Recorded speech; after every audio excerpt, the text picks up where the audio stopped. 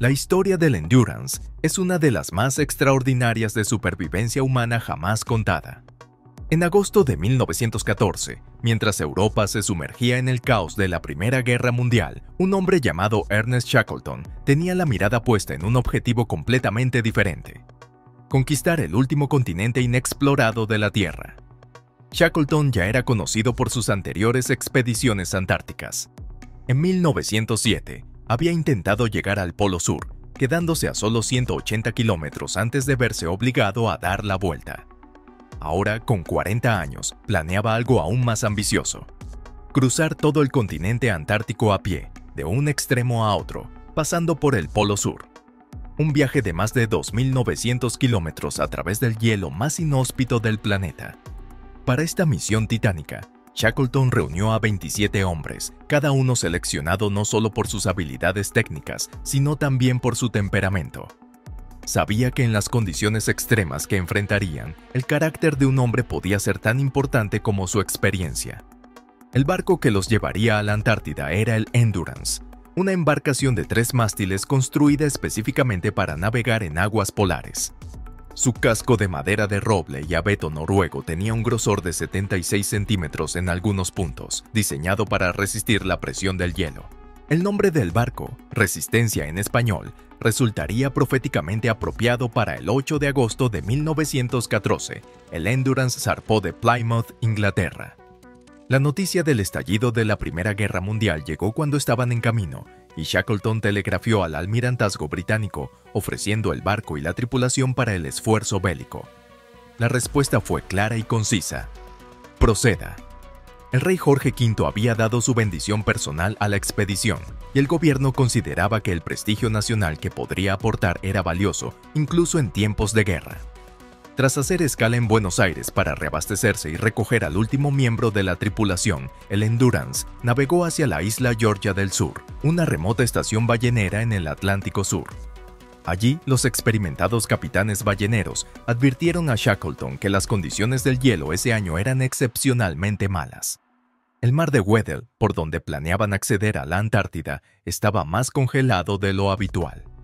A pesar de estas advertencias, Shackleton decidió continuar.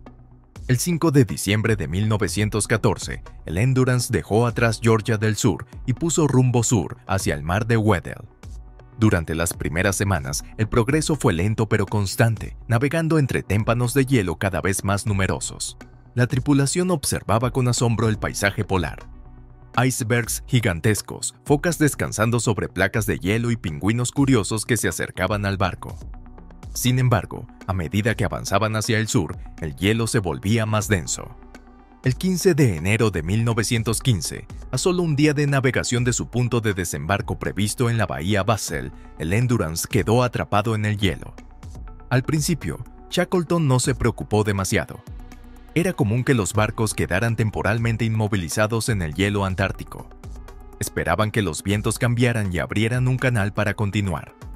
Pero los días se convirtieron en semanas y las semanas en meses.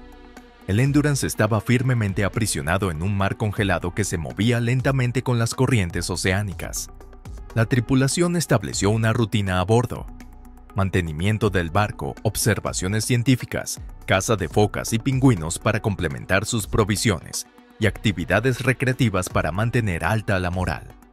Frank Hurley, el fotógrafo de la expedición, documentaba meticulosamente todo con su cámara, creando un registro visual extraordinario que sobreviviría para contar esta historia. Sus fotografías, tomadas en condiciones extremas, capturaron la belleza sobrecogedora del entorno polar y la vida cotidiana de los hombres atrapados en el hielo.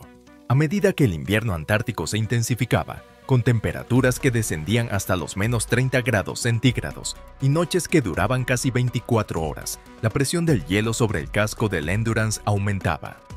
El 24 de octubre de 1915, después de más de 9 meses atrapados, el barco comenzó a ceder.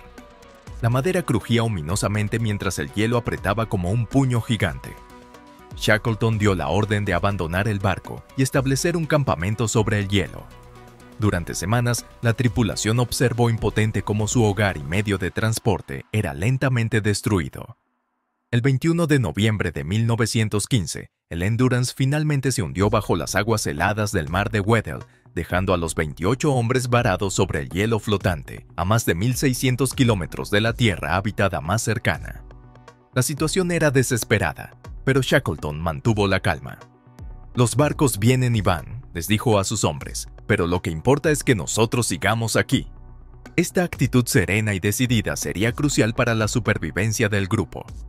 Con el Endurance perdido, Shackleton estableció un nuevo plan: arrastrar los 3 botes salvavidas que habían rescatado del barco sobre el hielo, junto con las provisiones esenciales, hasta alcanzar aguas abiertas. Desde allí, navegarían hasta la isla Paulet, a unos 400 kilómetros de distancia, donde sabían que había un depósito de emergencia con suministros dejado por una expedición anterior. El 30 de diciembre de 1915 comenzaron su marcha sobre el hielo. Fue un esfuerzo brutal. Cada hombre tiraba de los pesados trineos cargados con los botes y suministros sobre un terreno traicionero, lleno de crestas de hielo y grietas ocultas. Después de una semana de agotador esfuerzo, apenas habían avanzado 11 kilómetros. Shackleton se dio cuenta de que el plan era inviable. El hielo era demasiado irregular para permitir un progreso significativo. Decidió entonces establecer un campamento permanente, al que llamaron Campamento Paciencia, y esperar a que la deriva del hielo los llevara hacia aguas más navegables. Durante los siguientes 3 meses vivieron sobre el hielo flotante, que se movía lentamente hacia el norte impulsado por las corrientes. La rutina diaria se centraba en la supervivencia: cazar focas y pingüinos para alimentarse, mantener las tiendas y los botes en buen estado y conservar la energía. Las raciones eran escasas y el frío constante consumía sus fuerzas. A principios de abril de 1916, el hielo comenzó a fragmentarse peligrosamente alrededor del campamento. Shackleton ordenó a sus hombres prepararse para partir en los botes. El 9 de abril, después de más de 15 meses atrapados en el hielo, finalmente pudieron lanzar los 3 botes al agua: el James Caird, el Dudley Docker y el Stancomb Wills. Comenzó entonces una de las navegaciones más peligrosas jamás emprendidas. Durante 7 días, los 28 hombres lucharon contra las enormes olas del Océano Austral en 3 pequeñas embarcaciones abiertas. El frío era tan intenso que el agua que salpicaba se congelaba instantáneamente sobre sus ropas.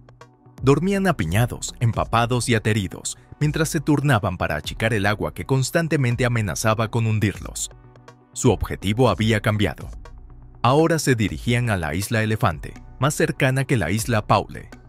El 15 de abril de 1916, después de una semana de indescriptible sufrimiento, llegaron a esta inhóspita isla volcánica. Por primera vez en 497 días pisaban tierra firme. Pero la isla Elefante no ofrecía salvación. Era un lugar desolado, azotado por tormentas constantes, sin vegetación ni refugio natural. Usando los botes volcados como improvisadas cabañas, establecieron un precario campamento. Shackleton sabía que nadie vendría a buscarlos allí. Estaban completamente fuera de las rutas de navegación. La única esperanza era que alguien fuera en busca de ayuda. Shackleton tomó la decisión más audaz de toda la expedición. Él mismo lideraría un pequeño grupo para navegar hasta Georgia del Sur, a 1.300 kilómetros de distancia, atravesando uno de los mares más peligrosos del mundo. Seleccionó a 5 hombres para acompañarlo. El 24 de abril de 1916, Shackleton y sus 5 compañeros se despidieron de los 22 hombres que quedaban en la isla Elefante, prometiéndoles regresar. Frank Wild, el segundo al mando, quedó a cargo del grupo, con instrucciones estrictas de mantener la esperanza y la disciplina hasta su regreso. Lo que siguió fue una de las hazañas de navegación más extraordinarias de la historia. Durante 16 días, el pequeño bote luchó contra olas gigantescas, vientos huracanados y temperaturas bajo cero. Worsley solo podía tomar mediciones astronómicas ocasionalmente cuando las nubes se despejaban, navegando principalmente por estima. Los hombres estaban constantemente empapados, sufriendo de hipotermia y agotamiento extremo. El 10 de mayo de 1916 avistaron las montañas de Georgia del Sur entre la niebla. Pero su odisea no había terminado. Una feroz tormenta les impidió acercarse a la costa norte, donde se encontraban las estaciones balleneras. En lugar de arriesgarse a ser arrastrados de nuevo al mar abierto, Shackleton decidió desembarcar en la costa sur, deshabitada y salvaje. Después de 16 días en el mar, los 6 hombres llegaron a la bahía Rey Haakon. Estaban a salvo del océano, pero aún a 36 kilómetros de la estación ballenera de Stromness, separados por montañas inexploradas, glaciares y acantilados que los balleneros consideraban infranqueables. Tras recuperar fuerzas durante unos días, Shackleton decidió que él, Worsley y Crean cruzarían las montañas, mientras los otros 3, demasiado debilitados, esperarían su regreso. Sin mapas, equipo de montañismo ni tiendas, los 3 hombres emprendieron la travesía el 19 de mayo.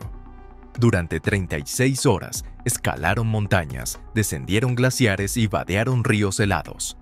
En un momento crítico, cuando estaban atrapados en la cima de una montaña al anochecer, tomaron la desesperada decisión de deslizarse por una pendiente de nieve de 450 metros en la oscuridad, sin saber qué les esperaba abajo.